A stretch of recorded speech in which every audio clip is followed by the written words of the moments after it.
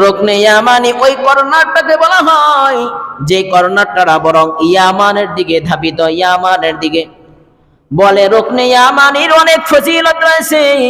সাহাবায়ে কেরাম আল্লাহর নবী সাল্লাল্লাহু আলাইহি ওয়াসাল্লামকে বললেন, নবী এই রুকনে ইয়ামানির কি ফজিলত?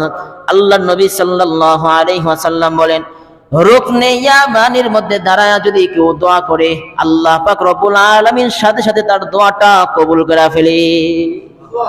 এজন্য নবী করিম সাল্লাল্লাহু আলাইহি ওয়াসাল্লাম রুকনে ইয়ামানির সামনে দাঁড়ায়া একটা দোয়া করতেন। আল্লাহর নবী সাল্লাল্লাহু আলাইহি ওয়াসাল্লাম সব সময় দোয়া করতেন, রব্বানা আতিনা ফিদ দুনিয়া হাসানাতাও ওয়া ফিল আখিরাতি হাসানাতাও ওয়া কিনা আযাবান নার। আল্লাহর নবী সাল্লাল্লাহু আলাইহি ওয়াসাল্লাম এই দোয়াটা বেশি বেশি করতেন।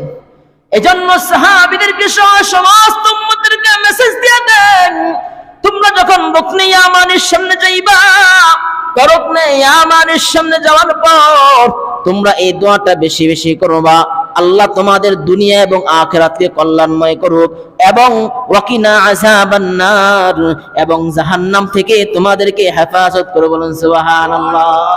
অতএব রুকনে ইয়ামানি দোয়া করার সুবর্ণ সুযোগ শুধু তাদের হয় যারা হজ করতে পারে। কথা বলেন ঠিক?